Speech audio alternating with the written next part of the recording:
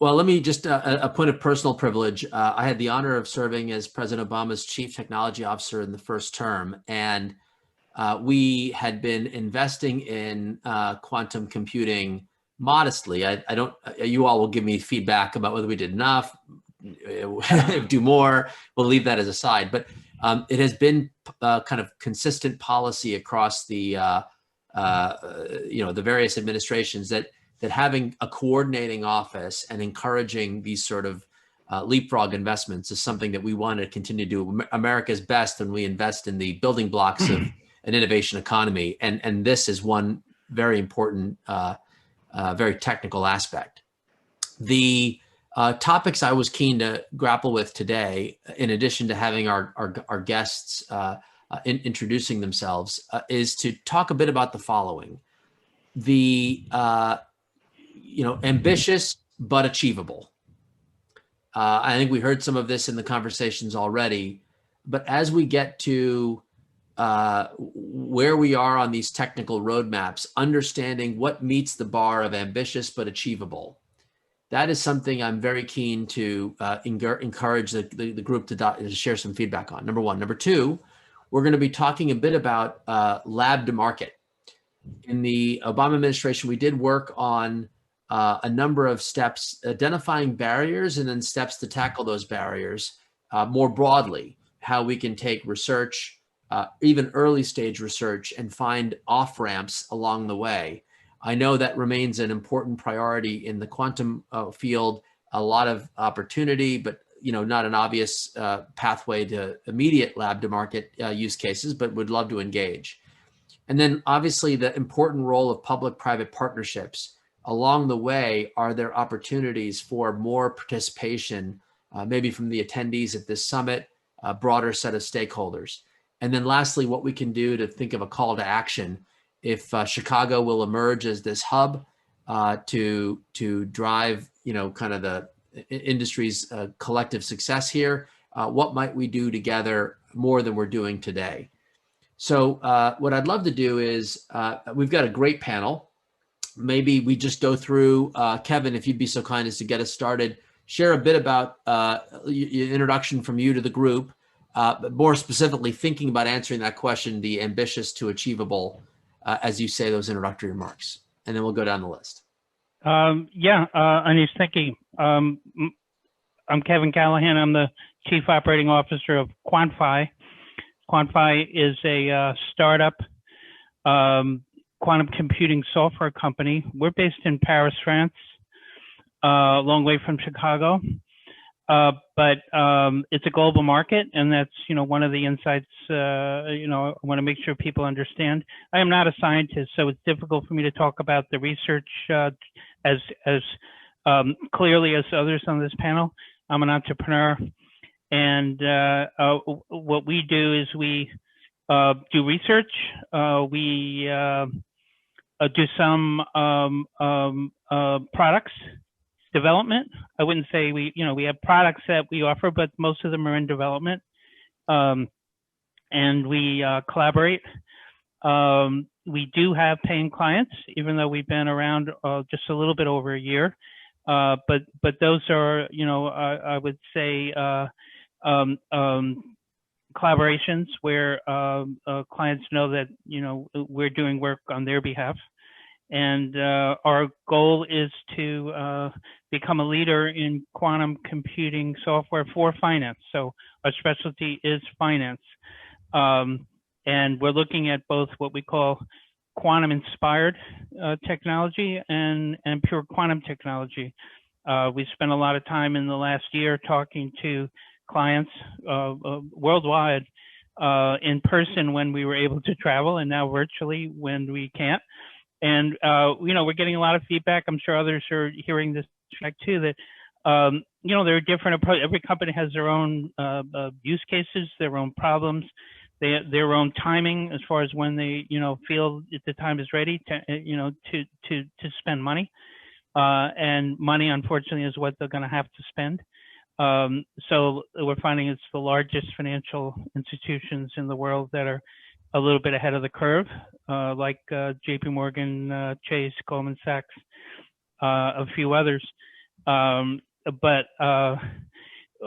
in terms of if we want to talk about academic side, which is what I was prepared to discuss, or the way we create a corporate academic ecosystem involves really trying to solve problems for our clients, whether near term or long term, whether quantum or classical.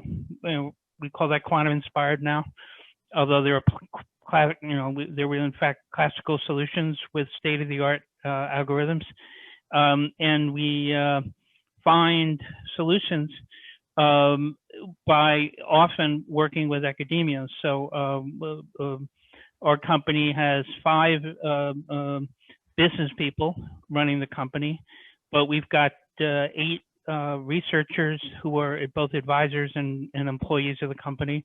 And we have 6 students who are in PhD programs or what we call postdocs, who are recent graduates who have joined us. So we're heavily loaded on research.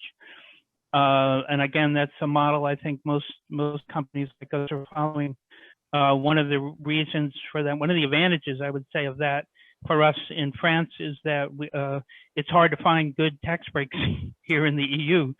But that's one of them, is to be designated a deep tech company and to be able to get reimbursements for a lot of the salaries and taxes that we would normally pay as a corporate entity in France. Is this my time? So should I finish my thoughts, or do you want me to come back to you on other thoughts later? Yeah, why don't you finish? I was hoping to do this sort of initial introduction amongst the group, and then we could have a dialogue. But please continue. Okay. Well, if I have more time, then yes. So what I prepared to talk about was really how we handle this public-private, if you will, or the academic-corporate relationship. And we found in the last year that it's quite, for some of the reasons I mentioned, it's quite efficient for us, cost-effective for us to work with universities and to find different ways to collaborate with them. So there are the standard, what I call studentships, which some also call corporate PhD programs, where we identify students who are interested in pursuing a PhD in quantum science, and we hire them part-time. There's actually a pretty successful program here in France called CIFRA, where PhD students are working for companies while studying for a PhD. And this gives us 2 to 3 days a week for a student scientist to work with us. It also allows us to use those relationships at the university to sort of lure, I would say, more quantum scientists into our field. Finance, many know it has not been the most popular field in quantum science, and even in quantum computing. I think it's becoming a little sexier the last year or so, but it's still, not as many programs are really concentrating on it. So part of why we collaborate with universities and try to create these studentships and other relationships is to attract universities to what we're doing and get them to look at it. Because let's face it, finance is an applied field primarily. Its goal is to allow financial institutions to profit, although I think there are social goals as well, like making markets safer. So to avoid crashes, to avoid recessions and depressions, those are all good social goals. But I think the thought is that, especially in traditional countries like France, PhD students are fundamental researchers, and we want them to be both. We want them to because quantum science and quantum computing, as we just heard from Yianni, are long-term, in many cases 15, 20 years out. So we have to depend on long-term quantum research in quantum computing, but at the same time, we'll look for those near-term applications, which is in a way kind of the holy grail, at least over the next 3 to 5 years, is to find the quantum advantages that we can get through, again, maybe some combination of quantum computing and classical, what I call quantum inspired computing. Yep. And Yeah. You want to cut me off now? Go ahead. No, yeah. I really appreciated your comments. I realized maybe we kind of dove in pretty deep with you. I wanted the chance to say hello to the whole crew, just so we get the chance to say hello, and we'll come back. We've got a great group. Maybe given the handoff to the professors, we've got two from the University of Chicago, Bill and Liang. Would the two of you say briefly a bit about who you are as an introduction? And maybe, if you want to say something about what you view to be ambitious for the community, but achievable, I'd welcome a few opening remarks, and then we can come back to the deeper dives. Definitely. So maybe I'll start. Do you guys hear me? Yes, just fine. Okay, excellent. So I'm Bill Fefferman. I'm an assistant professor of computer science at the University of Chicago. My focus is the theory of quantum computing, and I sort of try to approach this in my research from two sort of complementary avenues. The one hand, I'm really interested in sort of designing new quantum algorithms to solve hard problems. Right. But then I'm also sort of interested in a complementary question, which is... You don't have the link to the panel. I'm sorry, I'm muting my mic. Sorry. So I'm also interested in sort of a complementary question, which is what are the hardest problems that quantum computers can solve, and what can't they solve, right? And the reason I'm interested in that is because I'm particularly involved in sort of designing near-term post-quantum cryptographic schemes, which will be relevant, as soon as there are quantum computers, we need to understand how to protect our information against quantum computers. So these are sort of my two focuses. And I think I'll say that in particular, in the last maybe 6 or 7 years, my research has really changed quite a bit to try to be sort of more relevant to near-term experiments. So my focus today is really to try to make all of this theory that has been developed in quantum computing over the last 20 or 30 years, much more relevant to what's actually going on, in near-term experiment. And it's sort of still a struggle where there's still a gap between experiment and theory. Yes. But that's sort of my focus, to try to minimize that gap. Yes, and we're rooting for you, and we're going to get into that in a few moments. Liang, do you want to carry the theme of professor? Do you want to just share a few words about the work you do and how you think about what may be ambitious but achievable in the field? Yeah. Hi, everyone. Yeah, I'm Liang, and I'm a professor at the Pritzker School of Molecular Engineering at the University of Chicago. And I'm also like an Amazon scholar working with Amazon AWS. And so basically my research focusing on the theoretical investigation of quantum systems and explore like various quantum applications, such as sensing, communication, and computing. And so I think that major challenge for the field is basically we need like our realistic devices not perfect. They have various kinds of noise and decoherences. And we need to develop like efficient quantum control protocols, and maybe in the long run, like error correction schemes to protect our quantum information from decoherence. And I think that what's kind of like ambitious and achievable, like in the next few years, would be like one aspect would be like better quantum sensors. And the other one would be like quantum networks, potentially can connect like remote quantum systems. And probably down the road, we will have like a scalable quantum computers. Yeah, that's you right down the fairway. Thank you for that. That's a wonderful way of summarizing the possibilities. Yianni, you had a chance to say hello in the last session. Do you want to just maybe do a quick summary of what you shared there and as an introduction to this discussion? Sure. Yeah. So I'm head of business development for Ware. We're a software quantum computing company. We specialize in building algorithms for quantum computers, and we don't specialize in finance per se. We look at many different algorithms in many different for many different industries and use cases. And I was going to say that maybe an ambitious but achievable goal is to have sort of the next version of this Google quantum supremacy experiment completed and done, right? So that was great. That was a great milestone, I think, for the field. It showed how we can produce something that beats the best-in-class classical approaches, can solve a real problem faster than any classical in any classical way. But we need to produce another one, right? So we need. I mean, that was great. We need to do another one. I think we're close to that. I think it's definitely definitely going to happen in the next maybe 2 to 3 years with the roadmaps that hardware manufacturers are producing and what they're producing. But we need to make sure it happens. I think that's the goal for the field. Thank you very much. I think we have a few more guests. Pranav, do you want to go next at Super.tech? Yeah, sure. Thanks for having me on here. I'm the co-founder and CEO of Super.tech, which is a quantum software spin-out of UChicago with Professor Fred Chung, who you heard earlier this morning. So I actually just defended my PhD last month, so I'm really fresh out of program out of UChicago. But I think in terms of ambitious but attainable goal, I'll echo something that Fred said this morning, which is this idea that we think that we can use quantum software to make quantum computing a reality 10 years faster than it otherwise might happen. And if I can just sort of crystallize this with a hot take.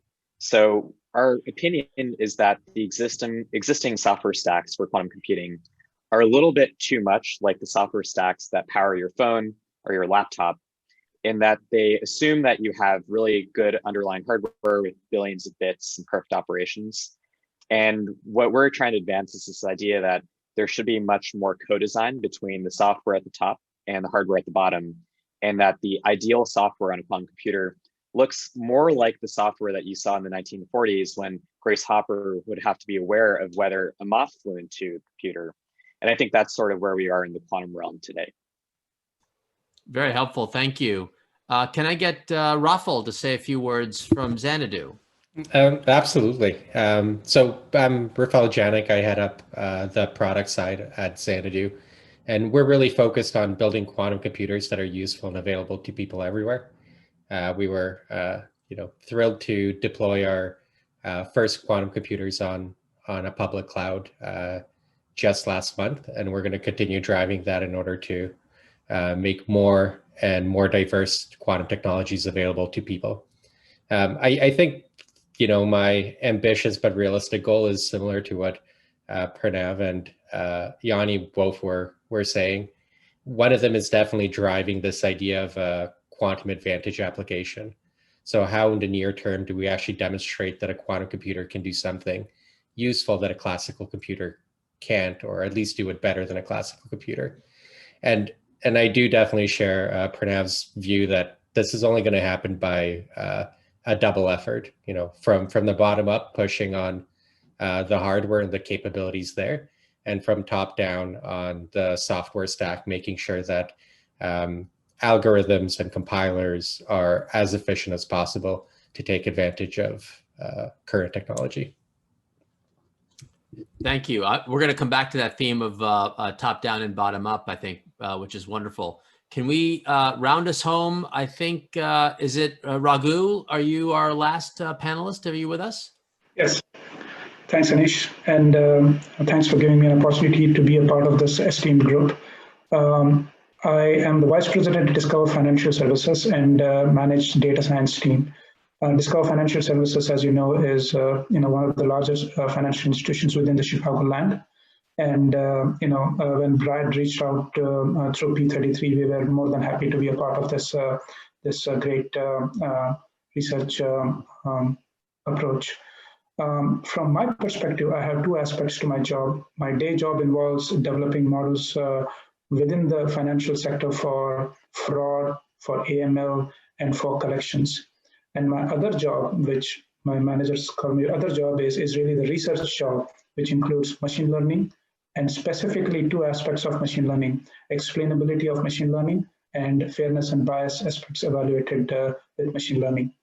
Now, as we have been participating in these events, there are some common themes after hearing to Dr. Jan, Dr. William, everybody, right? There are common things and some low-hanging fruits which cross both academia as well as industry, like fraud, like AML.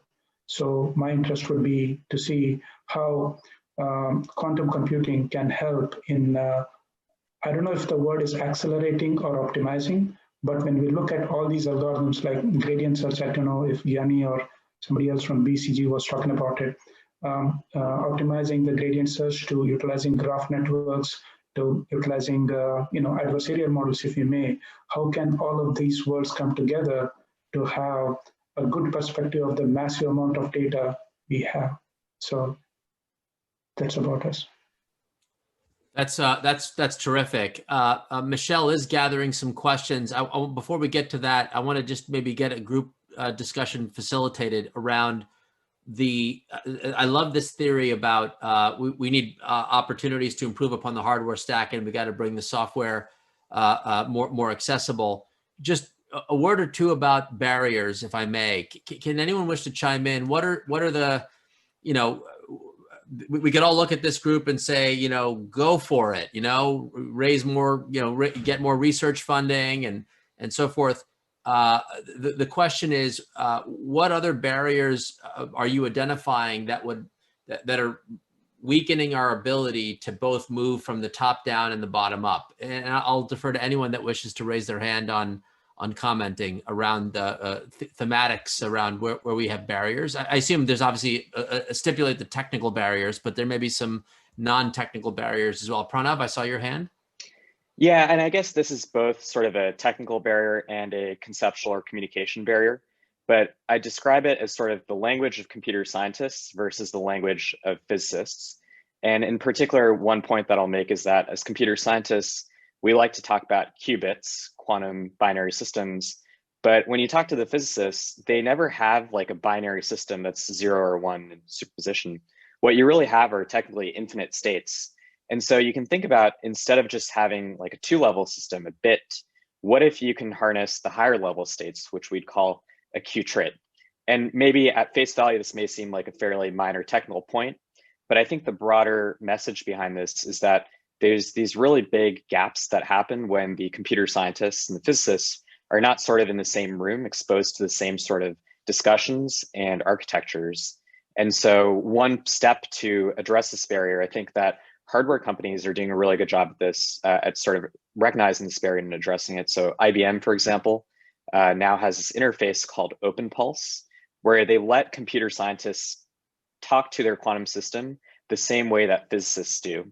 And this lets us get around that barrier where previously computer scientists always had to work with these qubits. Now we can deal with them in terms of qtrits, qquarts, all these higher level systems. And I think maybe there's more work that's going to happen where the physicist language, if you will, merges with the computer science language. I'm sure other players are also thinking about this too, but I know IBM has done a lot of cool work here. Anyone else wishes to chime in on this issue about barriers? I may have a follow-up as we go through, but feel free to raise your hand. I'm trying to think of the best way to do this. Yianni, do you want to give us a comment? It's the power of Zoom meeting management. I do want to, I mean, it's not a technical issue, actually. It is more on the funding side, because actually, if you look at what has happened on the hardware side over the last few years, maybe you can say we got to, a 20x improvement, right? So, hardware has essentially scaled 20 times, and then it's now 20 times better, right? And I think on the algorithm side, maybe the same is true. Maybe we can say that people designing new algorithms really have pushed the boundaries, and now algorithms can perform 20x better, right? As well, right? So on both sides, basically, we have 20x improvement. We still have a gap in between, but things have improved. My point is that we essentially got to the hardware 20x by spending in government and in industry, and vendors have spent maybe at least $1 billion. I think you can say easily billions of dollars, right? On the software side, I think we got to a 20x also, but maybe the government funding and the industry funding and the VC funding and the vendor funding has been maybe around a few $100 million, maybe a couple $100 million. So I think there's a big disparity there, right? So both of these initiatives can move the needle, right? They need to meet in the middle, and you have a very kind of very large difference in how they're funded and how much they're funded. Obviously, I do understand, obviously on the hardware side, you need to have labs, and the labs need to have equipment and everything. So that's absolutely right. But then you have some government funding, for example, that's only kind of dedicated to hardware, right? And there's basically no way to get into that, right, if you're a software company. So just wanted to highlight that we do see that as a barrier, and we do see that as an obstacle, right? That sort of software doesn't really get, in many cases, a chance to be heard. I will say, I see head nodding from William. Do you have a comment on that one? No comment on funding, but I will try to take this conversation a little bit more technical, because from my perspective, there's sort of there's an obvious issue, I think, when you look at the disparity between sort of software implementations and then hardware implementations in the near term, and for me, this is all about noise, right? The fact that in our current hardware, we have, even if we want to implement a certain quantum program, we end up only implementing some very rough approximation of that program. And I think that, to have any chance of sort of having useful near-term applications, we're going to have to sort of understand that noise better, and we're going to have to be able to address to sort of have noise mitigation techniques built into our hardware. We don't have that yet to the extent that we need it. And I think this is by far and away the biggest barrier in the near-term era to sort of useful applications. Rafal. Yeah, so I just wanted to add maybe build on all three of those comments. The first one around the low-level access to the hardware that Pranav was mentioning is really interesting, because the diversity of hardware is growing, and it's probably going to grow even more in the coming years. It was mentioned that we don't know what the transistor of the quantum computing world is yet. And definitely Xanadu is taking a very different approach with being a photonic-based approach, but you're seeing now lots of different ideas on how to build the basic building blocks of a quantum computer, which I think makes the other side, especially the low-level software design side, incredibly difficult. Not only do you not know what targets you're building for necessarily, but also the amount of expertise that is required there on the specific substrate that the quantum system is built on is really high. So I would almost argue that maybe there's a little bit of premature optimization on that side happening already, where there's companies that maybe want to build the, one language to rule all quantum computers, where we don't necessarily know yet what that will look like. But I think there's a tremendous amount of work to be done from the top side. Shor's algorithm, the way that it was envisaged originally, will probably never run on a quantum computer. But people have spent close to a decade now pushing the hardware barriers of what you need to run some version of that algorithm lower and lower to make it more and more realistic. And I think there's great work to be done from that side. This is a fascinating conversation. Kevin, you had your hand up, and I want to make sure if we get a few more comments on barriers, we'll get into ways to tackle them. Yes, Kevin. Yeah, just again, on the business side, I could offer these thoughts. I think staffing is potentially a problem long-term, because there's so much demand now for quantum scientists coming out of school, and yet there aren't enough graduates to meet that demand. So that's going to make it more difficult for companies to hire, especially the most qualified people. And I think related to funding, I agree with Yianni. Software companies aren't considered unicorns. It's the hardware companies that really get the most offers on funding. And that's a similar problem to staff. It makes it harder to stay in business. So, I think many of us are happy that the barriers to entry right now are fairly low for quantum startups, but that will change, and it's becoming more and more expensive. I mentioned in France how the tax benefits, well, I didn't say that, but they expire after a while. So you only have a window to actually kind of get that funding that's going to keep you in business for many years. And, there's I think the expression quantum winter, which is a point in time where perhaps the hype about quantum backs off and less people are interested in it, especially once they start to see a few failures, which we haven't yet seen. we'll see failures, we'll see consolidation, we'll see increased competition and therefore less collaboration. It's going to become a real competitive business I think in the next few years, and that makes it very challenging for, I think, startups, especially ones founded on pure fundamental science, to survive. Let me shift the conversation a bit. I really appreciate this sort of the hardware software divide. Andre in the chat did point out, and maybe if we broke the numbers down by source of funding, that maybe investors have been more roughly equal, as the comment from Andre about where their allocation has been. It's been maybe the government that's maybe been divergent. I'll take that as a personal piece of feedback. I'd love to hear sometimes, and maybe this gets a little bit about what's in scope for a proposal. To what extent today, and I think, we've got the White House announcement of the quantum, the report on the state of the industry, I assume many in the room have read or are familiar with.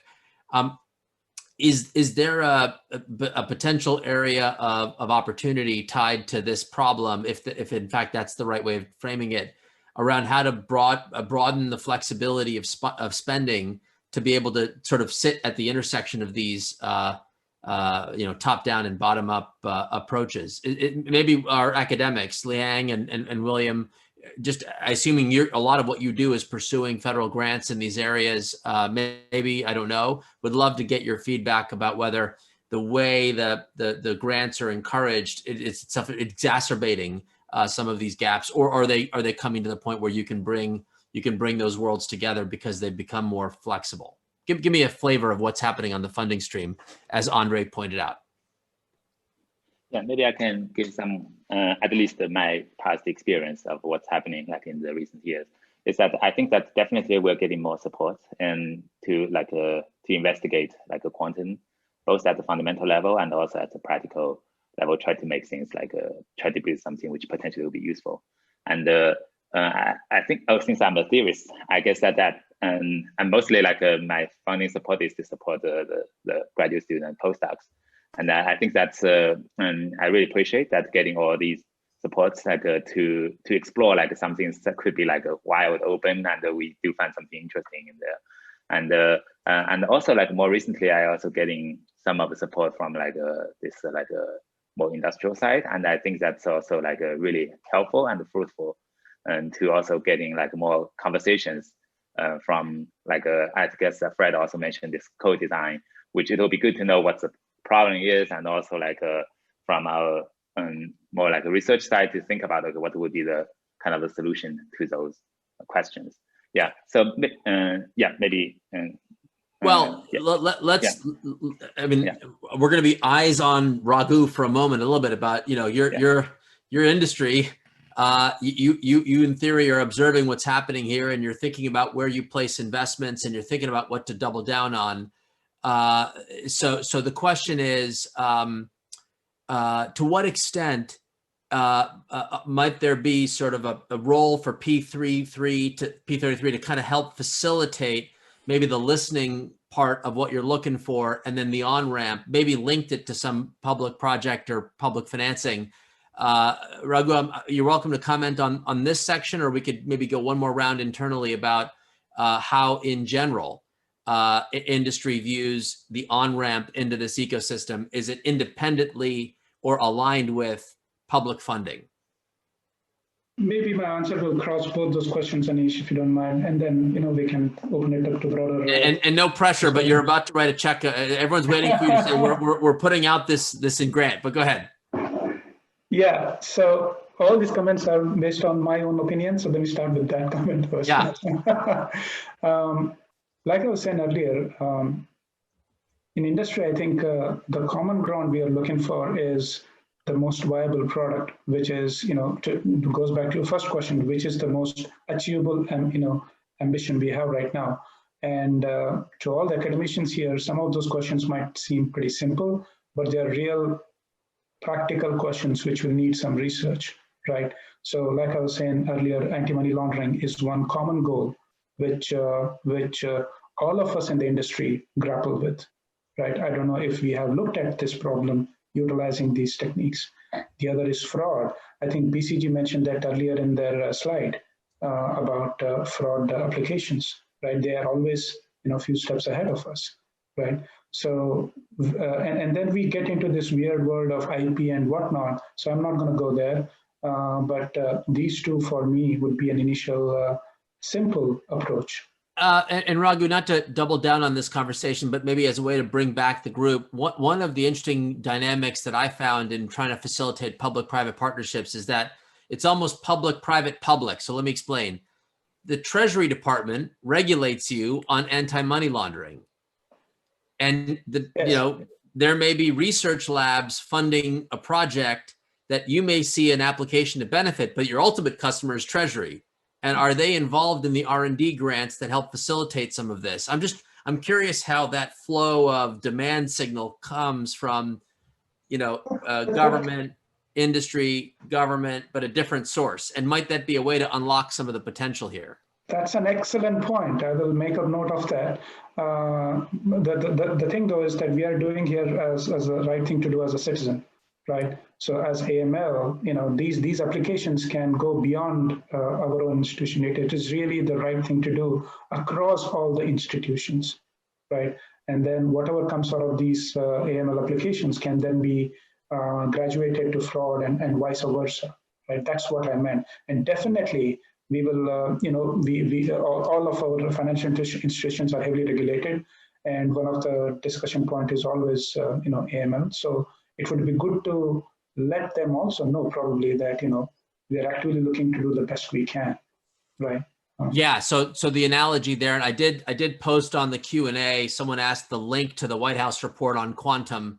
I assume all of you have it, so I don't want to assume one way or the other, but it was just a few weeks ago posted. So I put that link in there. There is this dynamic where we have problems that we are trying to solve as a country and around the world. We assume within current technical constraint an approach to solve these problems at a cost structure that incurs some tax on the society to get to a better place. This capability, I think, William, you kind of were highlighting this conversation about where we can go further.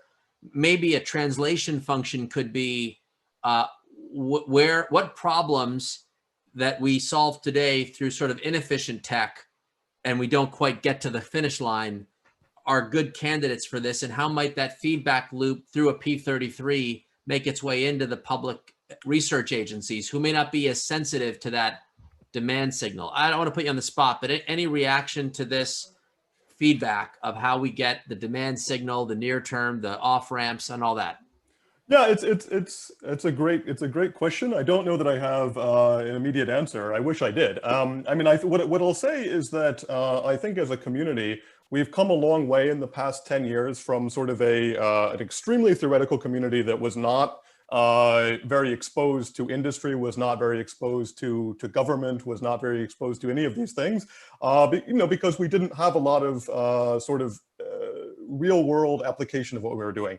And we've sort of gone a lot further. So for example, I see this a lot in sort of post-quantum cryptography, where we're trying to come up with crypto schemes which will be resilient to quantum computers. Well, now everyone cares about this, industry, government, because we don't want our data to be to be hacked, right? Yes, that is correct. And I think this has come a very, very far way from and I've personally been sort of following the development of this, and we've seen this again and again, where in the beginning it was pure theory. No one thought there would be quantum computers, so no one particularly cared about the implementation. And now we're sort of working with industry, with government, to make sure that their needs for cryptography are sort of motivated by are rooted in our research, right? And I think you see this now throughout the entire research spectrum.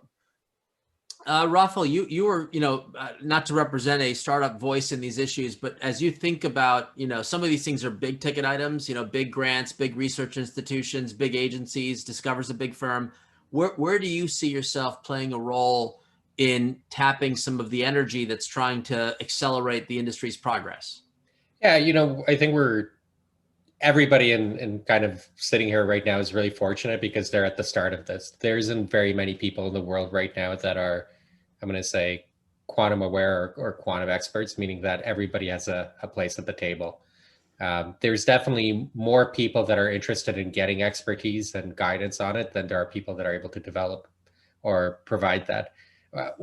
Maybe I want to shift a little bit from your question. One of the big risks I see is the fact that certain governmental bodies actually aren't building that expertise quickly enough, and especially how it pertains to finance. I really worry about things like regulators, for example, becoming quantum aware, just because there's a real risk. Like right now, we are in this pre-competitive space where we're all friends, and most of the research around algorithms, around hardware is public.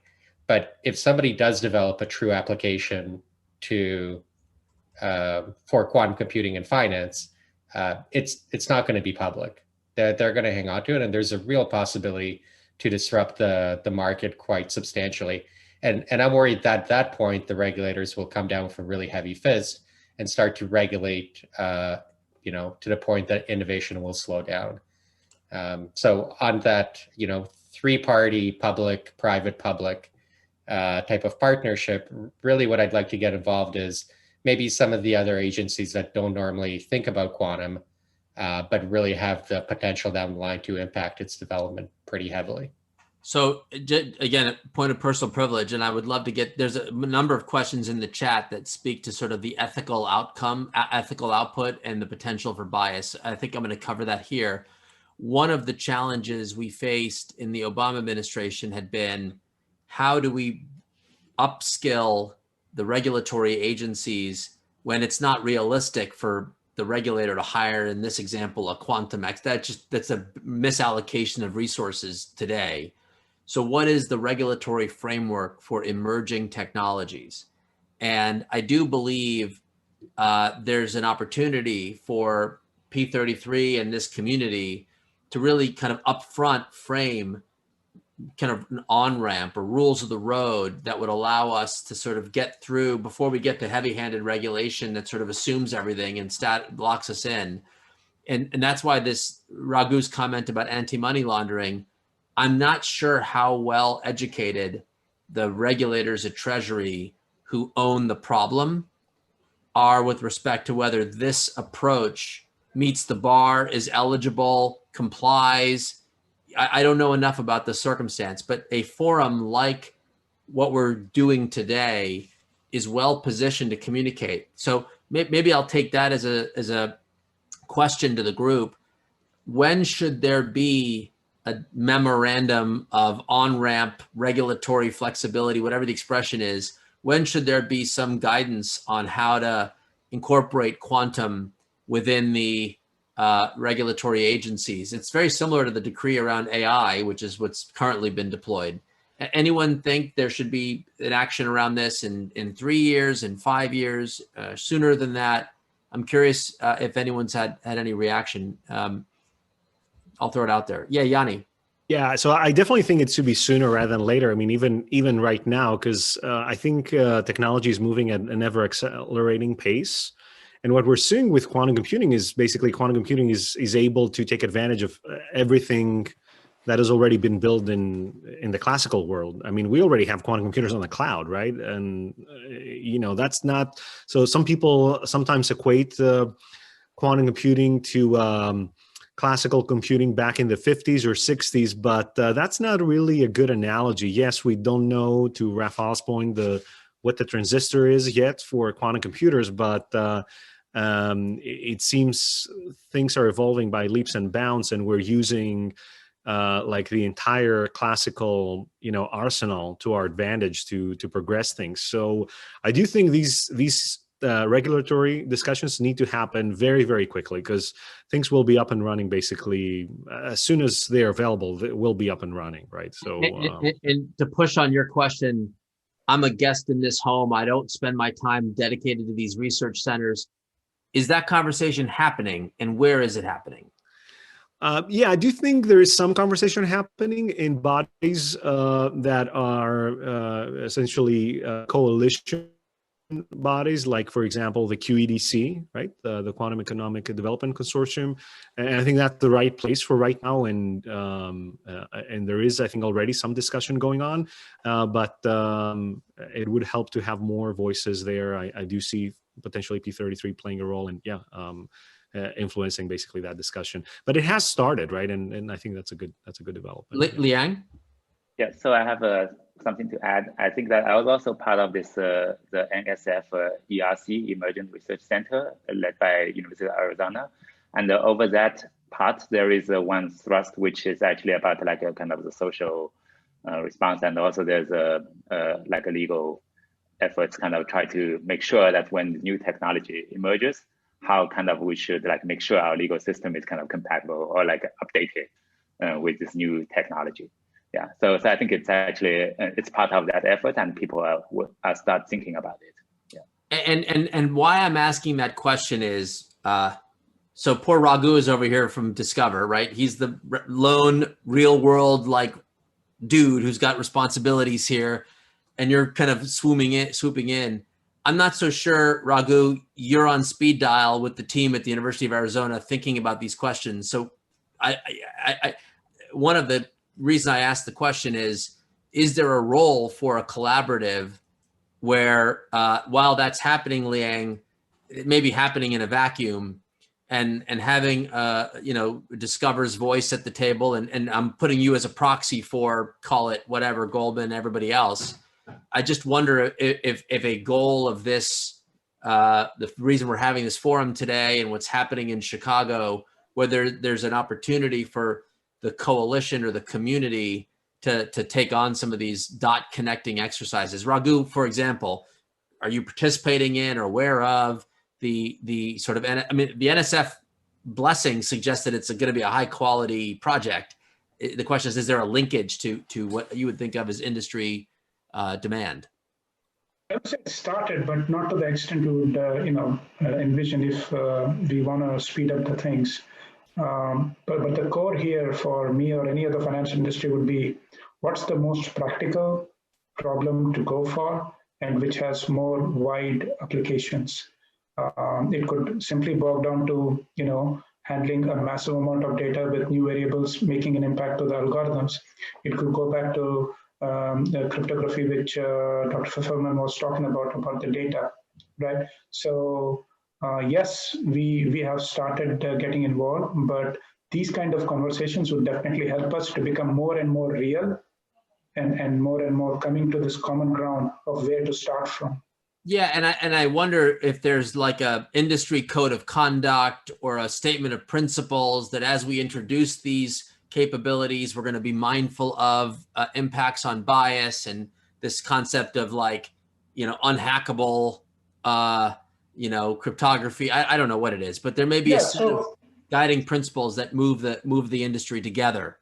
Specifically on bias, that's more of a question when we are, bias can be treated, if you're talking about fraud and AML type of applications, bias might not be such a concern when it comes to the way algorithm is deciphering. Their accuracy is more important, right?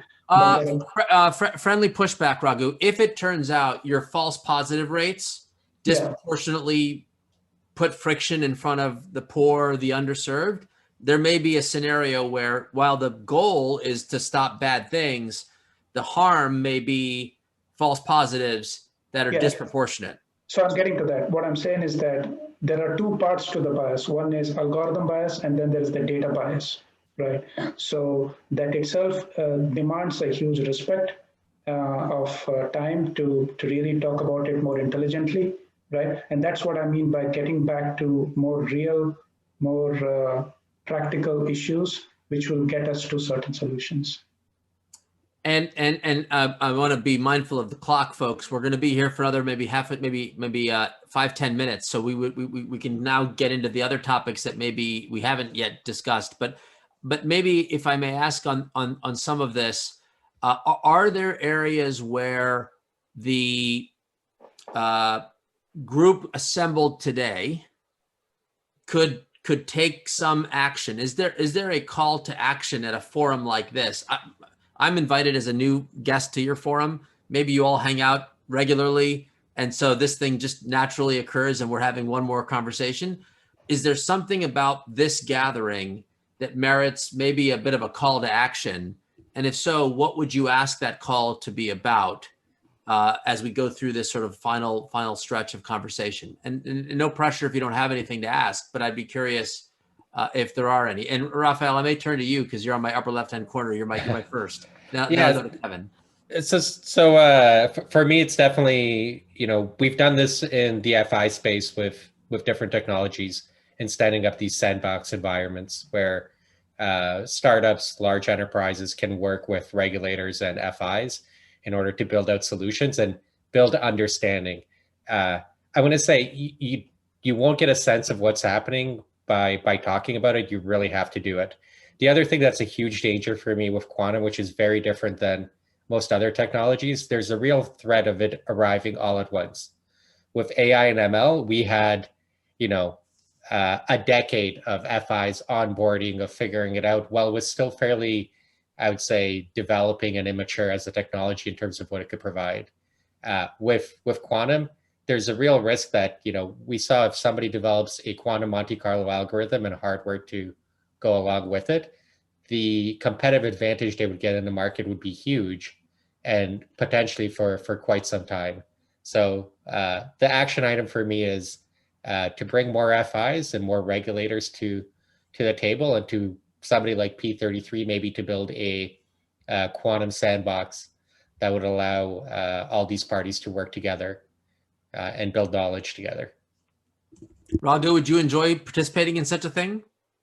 Yes, I'm second that. Kevin, you had your hand up. You want to comment about a call to action? You're on mute, Kevin. Sorry. Two things I would I think about is, one is collaboration. As I mentioned, I think it's going to become a more competitive industry. There's going to be some fallout, winners and losers. And I think there's strength in numbers. And so, not just the hardware software collaborations, partnerships, also what I think might be the shrinking in funding over time. So there's a reason, I think, for companies to get together officially or unofficially. And then the other thing I worry about is intellectual property. A call to action. The United States is one of the few countries that protect software. So for my industry, I worry about my ability to protect my intellectual property legally. And what can you do to at least scare away people who could pretty easily, review an academic paper or come out with a product that's virtually identical. So those are the two things I would suggest. Pranav, you've been a little quiet. I gotta call you into this conversation. So please share. Sure. Yeah, I'll maybe add another regulatory dimension that I think is really important for us to be aware of and talking about, which is as it relates to national security. And in particular, folks may be aware that quantum computing is likely being added sooner than later to an export controls list. And this will have some very clear ramifications. And then there's a lot of gray areas too. So I think Yianni mentioned there's this Quantum Economic Development Consortium that a few of us are members of, and we have had some discussions there around what exactly this means. But there's a lot of haziness there. So there's some things that we'd like to get clarity on. For example, Xanadu is in Canada, and we love the software and hardware that they have, but we want to make sure that the sort of regulation that comes out of this doesn't impose any barriers in working with the best companies out of Canada and France. On the other hand, there's a lot of sensitivity around hiring folks from certain countries where the US does not have such friendly relationships with anymore. And I think that's another dimension of the current regulation that we need to have clarity on sooner than later. Maybe it's the one where we have had the most progress so far, and yet the most progress is needed ASAP. So that's one comment I have to add. I was going to add that myself, protectionism, and I worry about partnering with Chinese business, Chinese entities that the CFIUS program in the United States, as you suggested, are getting tighter and tighter. I think the politics of it maybe goes away over the next few years. Keep my fingers crossed in November. But I worry about the protectionism as well. you can't get off the hook by saying we're going to wait for clarity, because I think this is a collaborative gray area where regulators are trying to understand what the art of the possible is. There's broad rules of the road written that could be interpreted one way and have a certain outcome, and interpreted another way with another outcome. And the more there's sort of industry consensus on ways to sort of capture the spirit, but minimize the undue harm, this is an area where it's some forum for that feedback would be very much welcomed. I will tell you, having been in my old job, I would have, like Liang mentioned, this NSF. We love the NSF, right? We love the NSF. We love the Department of Energy. They fund exceptional engineering, exceptional technology. The challenge is, how does one wrestle with that in the context of words on the books for things that, like export controls, that are pretty important. So where there's a consensus on ways in which to tackle these issues, that's not so much don't do anything. It's got to say, we understand the problem, let's do something. That would be critical. Dr. Fefferman, do you want to say anything about where you think the call to action may be? You really did tee up this nice concept of the academic and the what's possible.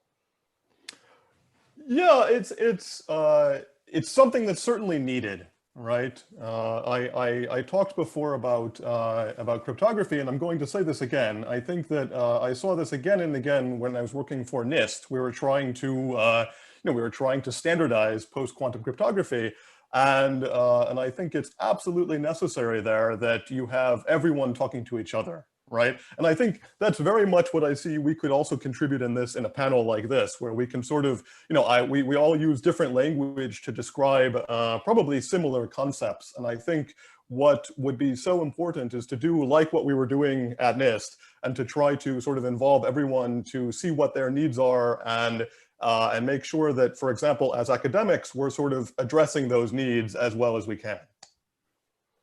Who have I not captured in this last round? Raghu, you have to write the big check as the industry guy. So you want to say anything about, the things that you inspire you to do something?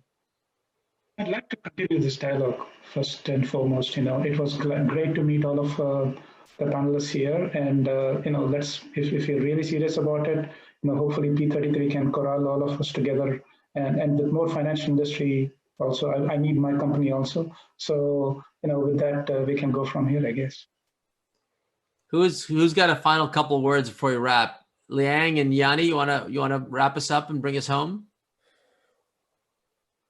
Well, maybe I just say one short thing. I think it's one thing important is to have more conversations, because even when we prepare this engineering research centers, we have a law professor from University of Arizona, and she's actually very open-minded to learn about the quantum and to really appreciate what are the challenges and what the potential social impact. And I think it will be really helpful to have more of these conversations so that the people will understand better, so that we can make something more sensible. Yeah. Yianni, you may get the last word, man. Yeah, I'm only going to say that, and I don't want to open a can of worms, but something that wasn't mentioned before, to the universities and the academics, right? So now you have a lot of academics actually have moved over to vendors, right? I mean, there are still academics, obviously, still only part of academic institutions. I do sense there is a little bit of competition, right? I mean, obviously, we might be going after the same amount of government funding, or we might want to attract the attention of the hardware vendors. But I do feel there's a lot of opportunity to collaborate as well, right? So I do get a sense there is a little bit, especially with software, right? So software, quantum algorithms, and academic computer scientists, right, that are doing kind of the same research. I do feel there is a little bit of competition, but just wanted to highlight that there's enough room for everyone to work with, and I think we're going to get a lot more by collaborating. Yeah, I want to thank everybody for just contributing to a really robust discussion today. I will say that the artificial intelligence federal R&D roadmap is not a bad one to think about analogies. Yianni, that's where this tension has been. Where does industry come? Where does the academic community come? How do they balance? So there may be use cases that naturally involve public, private, public options here that may be the path forward. My takeaway on the financial sector is the anti-money laundering and fraud use cases just really do crystallize the mind about the opportunity, and that may be a B to sort of public academia to back to the agency kind of approach. So let me thank you all for this really robust discussion. I'm going to lean on the P33 crowd to take some next steps and notes to see if they want to facilitate this dialogue. Michelle, I'll turn it over to you on next steps. We absolutely will. And thank you so much for teeing up the work that we need to do over the next few years.